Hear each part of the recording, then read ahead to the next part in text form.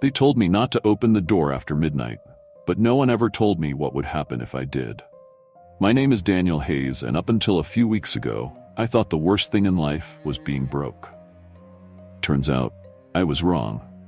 There's something far worse: working for a man whose wealth hides rules that no human being should ever follow. Before we dive into what happened, I'll leave you with this warning. If you're ever offered a job that sounds too good to be true, walk away. Better yet, run. You might think money is worth any price, but some deals don't just cost you your soul. They cost you everything. And if you're into chilling stories like this one, subscribe to this channel for more tales of the bizarre and the horrifying. Don't miss out. You never know when a story might save your life. I wasn't always the kind of guy who made bad decisions. Or maybe I was, but I like to think of myself as unlucky rather than foolish. At 27, I was living in a cramped one-bedroom apartment in a rundown neighborhood, drowning in student loan debt and barely making ends meet with a series of dead-end temp jobs. The kind of jobs where the paychecks barely cleared before the rent was due, and you prayed the utilities didn't get shut off in the meantime. I wasn't lazy, not by a long shot. If anything, I worked too hard, long hours, double shifts, the whole 9 yards. But life seemed to have it out for me. Layoffs, bad bosses, and one particularly devastating breakup had left me bitter and restless. When I stumbled across the job posting, I wasn't even actively looking for work. It popped up on a site I didn't remember signing up for. The title was simple: personal assistant needed, discretion required. The description was vague, almost laughably so. Salary, $550,000 per year. Duties, administrative tasks, scheduling, and household management. Requirements, flexibility, attention to detail, and discretion. But the kicker? No prior experience necessary. It sounded like a scam. Hell, it screamed too good to be true. But when you've got $1.86 in your bank account and a landlord banging on your door, you don't overthink these things. I clicked apply. The interview process was strange. No, scratch that. It was downright unsettling. The first email came almost immediately after I submitted my application. It wasn't from a company HR department or a hiring manager, but from someone named Miss Harrow. The message was short and direct. Mr. Hayes, thank you for your interest. You have been selected for a preliminary interview. Please arrive at the following address tomorrow at 9 a.m. sharp. Do not be late. There was no phone number to call, no information about the company. Just an address in the wealthiest neighborhood in the city. I should have ignored it. Any sane person would have. But desperation is a powerful motivator. The house, or mansion, really, was like something out of a movie. A towering stone monstrosity with spires that looked more like they belonged on a Gothic cathedral than a private residence. The driveway alone could have fit 6 of my crummy apartments, and the wrought iron gates swung open as I approached, as if someone was watching me. Inside, the air was cold and faintly metallic, like a hospital operating room. The floors gleamed with a polished finish, and the walls were lined with oil paintings of stern-faced men who looked like they'd been born in another century. Miss Harrow greeted me in the foyer. She was tall, thin, and impeccably dressed in a dark gray suit that fit her frame like a second skin. Her sharp features and piercing blue eyes made her look more like a villain from a spy movie than a personal assistant. "Mr. Hayes," she said, her voice as crisp as her suit. "You're punctual. That's good." I followed her through a series of hallways that twisted and turned so much I lost my sense of direction. Every room we passed was pristine but devoid of any personal touches. No family photos, no bookshelves, no signs of life. It was as if the house was a museum or a mausoleum. Finally, we arrived at a small office. There was no desk, just 2 chairs facing each other and a stack of papers on the floor between them. Miss Harrow gestured for me to sit. "This will be a brief interview," she said. "You have the qualifications we're looking for, but there are certain expectations that must be addressed before we proceed." "What kind of expectations?" I asked. Her lips curled into a faint smile, but it didn't reach her eyes. "Discretion, Mr. Hayes, and adherence to rules. Mr. Lorne has very specific needs, and it is imperative that those in his employ respect his boundaries." She handed me a single sheet of paper. The heading read, "House Rules." The rules were bizarre. No, bizarre doesn't even begin to describe them. Do not leave your room between the hours of 12 a.m. and 6 a.m. Meals must be served at precisely 7 a.m., 12 p.m., and 7 p.m., no exceptions. If the grandfather clock in the main hall chimes 3 times, immediately proceed to the nearest locked door and remain inside until the chimes cease. Under no circumstances should you enter the basement. I read them twice, then looked up at Miss Harrow. Is this some kind of joke? She didn't smile this time. Mr. Hayes, I assure you, these rules are not negotiable. Do you think you can abide by them? I mean, sure, I said, though my stomach was already knotting itself into uneasy twists. I guess. Good. She stood and extended a hand. Welcome aboard. That night, as I lay in the guest room they'd assigned me, I stared at the ceiling and wondered what the hell I'd gotten myself into. The bed was more comfortable than anything I'd ever slept on, and the room was bigger than my entire apartment, but I couldn't shake the feeling that I was being watched. The window, which overlooked the sprawling backyard, didn't open, and there was no lock on the door. The rules kept replaying in my head, over and over. Don't leave your room, don't question the chimes, don't go to the basement. I told myself it was just a rich man's eccentricity. Maybe Victor Lauren, the billionaire who owned this house, was some kind of recluse with OCD. Rich people were weird, right? Still, I couldn't shake the feeling that there was more to it than that. Something about the house, the way it felt so cold and lifeless, made my skin crawl. Just as I was drifting off to sleep, I heard it. The faint, rhythmic sound of footsteps in the hallway outside my room. They were slow, deliberate, and too heavy to belong to Miss Harrow. I froze, my breath catching in my throat. For a moment, I thought about opening the door, just to see who or what was out there. But then I remembered the rule, and for the first time in years, I listened. The first week on the job felt like a surreal fever dream. Victor Lauren was almost never around. I'd catch glimpses of him in passing, a tall, thin man with neatly combed white hair and a rigid posture. He always seemed to appear out of nowhere, his pale face void of expression as he moved through the house with the same cold precision as his assistant, Miss Harrow. The man spoke little, and when he did, his words were clipped and to the point, as though every syllable carried the weight of something unsaid. He didn't greet me, didn't acknowledge me beyond the occasional nod, and seemed to vanish just as quickly as he appeared. The rules, however, were ever present. The first rule I broke was purely accidental. It was my third night in the house, and I'd stayed up late going over the meticulously organized schedules Miss Harrow had given me. Each day was plotted out to the minute. What time meals were to be prepared, what household tasks needed completing, and even when I was expected to rest. At some point, I must have dozed off at the small desk in my room. When I woke, the clock on the wall read 12:07 a.m. The house was silent, eerily silent. I rubbed the sleep from my eyes, my stomach grumbling from the dinner I'd barely touched. Against my better judgment, I decided to sneak down to the kitchen for a quick snack. After all, it wasn't like anyone would be awake to catch me. As I stepped into the hallway, the first thing I noticed was how cold it was. The kind of cold that seeps into your bones, unnatural and sharp. The second thing I noticed was the faint sound of something dragging across the floor below. I froze, my heart pounding.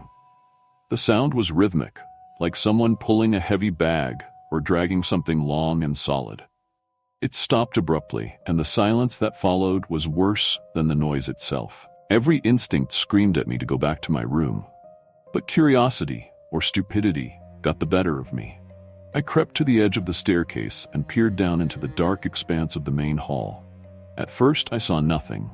Then, just as I was about to retreat, I caught a flicker of movement near the base of the grandfather clock. A figure, hunched and shadowy, stood there.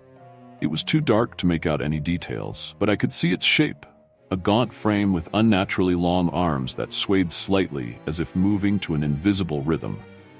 My breath hitched, and I stumbled back, accidentally knocking over a decorative vase. The sound shattered the silence, echoing like a gunshot through the house. The figure's head snapped up. I bolted back to my room, slamming the door behind me and locking it.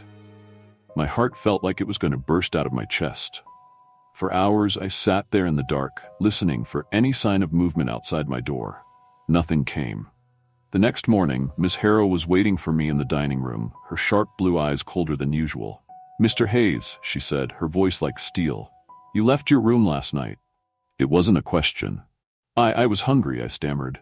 "I didn't mean." She cut me off with a raised hand. "The rules exist for a reason. If you value your position here, you will follow them. Do not make this mistake again. Do not make this mistake again." Before I could respond, she turned and walked away, leaving me with more questions than answers. Over the next few days, I started to notice other strange things about the house. For one, the mirrors weren't mirrors at all. Every reflective surface was dull and cloudy, as if deliberately distorted. The first time I tried to check my reflection in the bathroom mirror, I saw only a hazy outline of myself, like a ghost of what I should have been. Then there were the locked doors. Dozens of them, scattered throughout the house, each one secured with heavy iron bolts and padlocks. Miss Harrow had warned me that these areas were off limits, but she didn't explain why. Once, while cleaning near one of the locked rooms, I pressed my ear against the door and heard faint whispers. They were too quiet to make out any words, but the sound was unmistakable, low and rhythmic, like a chant. The second rule I broke was deliberate. It wasn't because I wanted to test the limits. It was because I needed answers. Victor had summoned me to his study one evening, the first time he'd addressed me directly since I'd started working there. The study was a vast, dimly lit room filled with bookshelves that stretched from floor to ceiling. A single desk sat at the center, its surface cluttered with papers and an old-fashioned quill pen.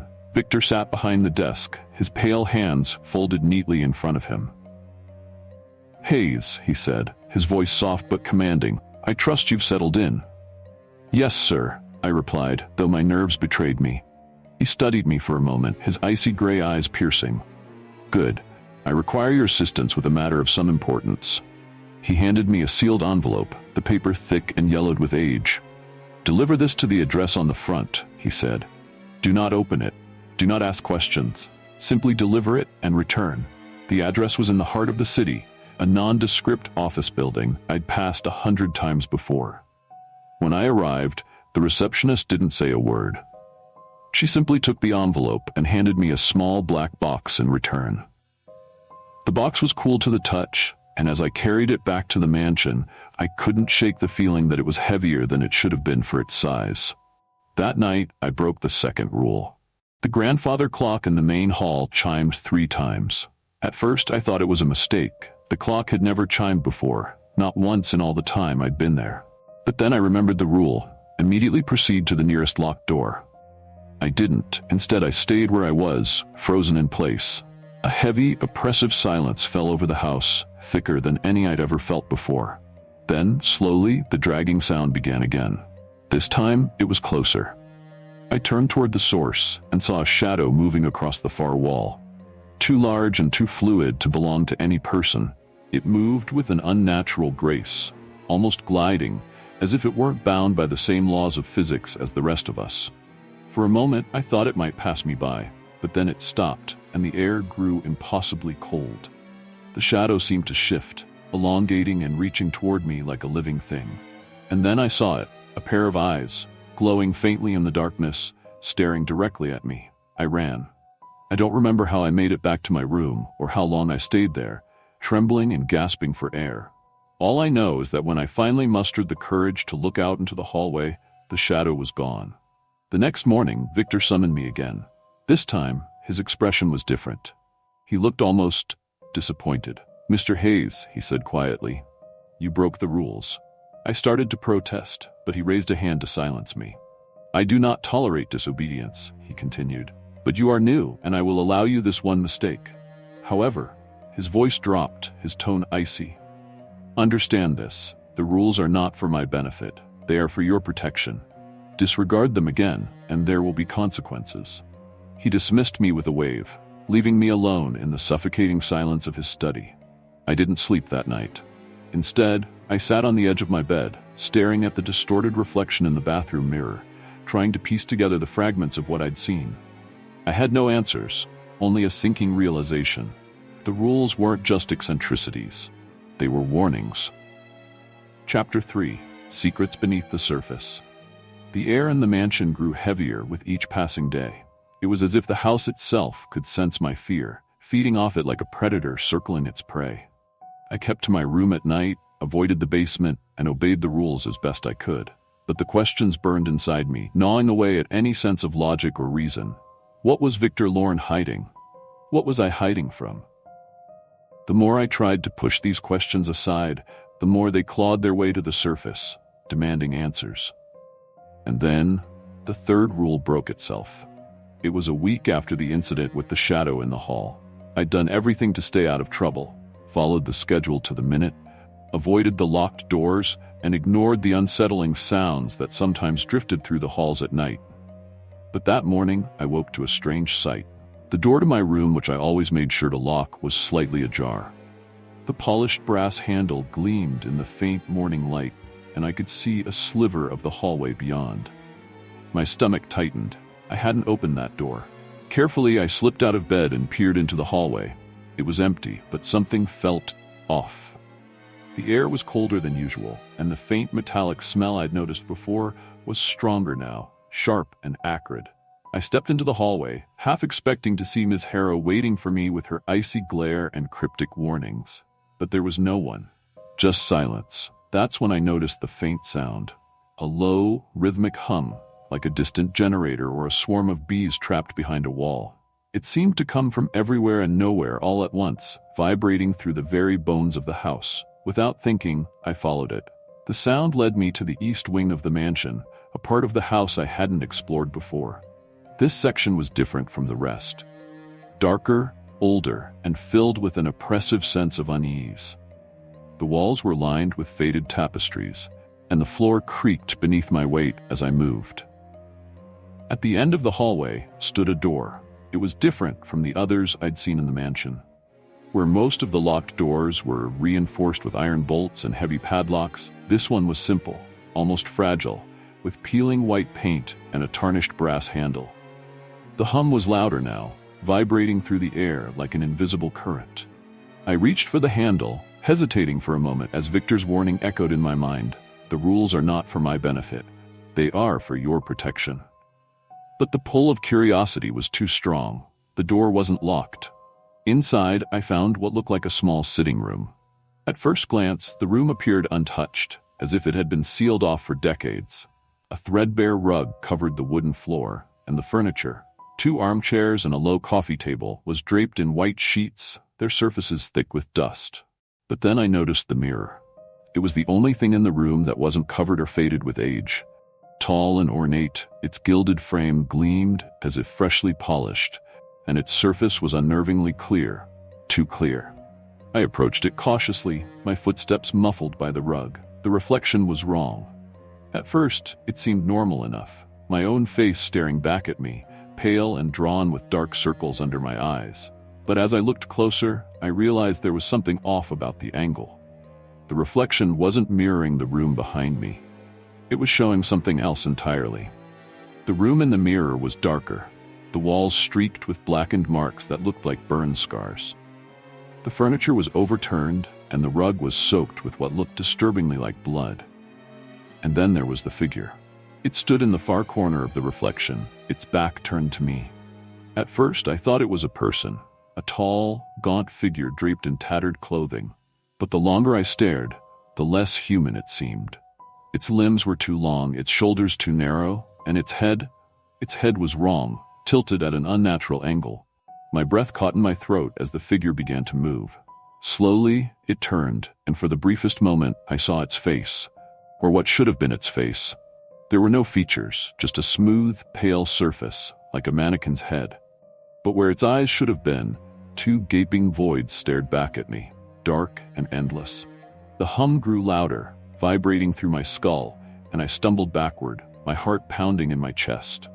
When I looked back at the mirror, the figure was gone. I slammed the door shut and ran back to my room, locking myself inside. For hours, I sat on the edge of my bed, trying to make sense of what I'd seen. Was it real? A hallucination? Had the stress of this place finally pushed me over the edge? I didn't have time to dwell on it. That evening, Victor called me to the dining room for dinner. It was the first time he'd invited me to join him. and I wasn't sure if it was a reward or a punishment. The dining room was as cold and imposing as the rest of the mansion. A long, polished table stretched down the center of the room, lined with high-backed chairs. Victor sat at the head, his posture rigid and his pale hands resting on the table. "Mr. Hayes," he said as I entered. "Please sit."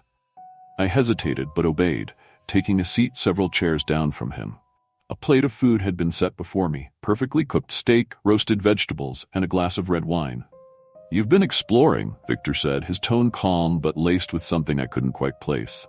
I got lost," I lied. His thin lips curled into a faint smile, but his eyes remained cold.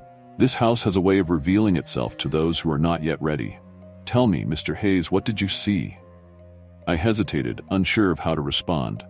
"Nothing," I said finally. "Just an old room." Victor's smile widened, but there was no warmth in it. "Ah, but there is no such thing as just an old room in this house." Before I could respond, the grandfather clock in the main hall began to chime. 3 slow, resonant chimes. Victor's expression darkened instantly. He stood, his movements sharp and deliberate. "That will be all for tonight, Mr. Hayes. Return to your room, now." The hallways felt longer and darker as I made my way back to my room. The hum had returned, louder now, vibrating through the walls and floor. I tried to ignore it, focusing instead on the rules. Stay in your room, don't leave, don't ask questions. But when I reached my door, I froze. The door was already open. Inside, the room was dark, the faint outline of my bed barely visible in the dim light from the hallway. And there, sitting on the edge of the bed, was the figure from the mirror.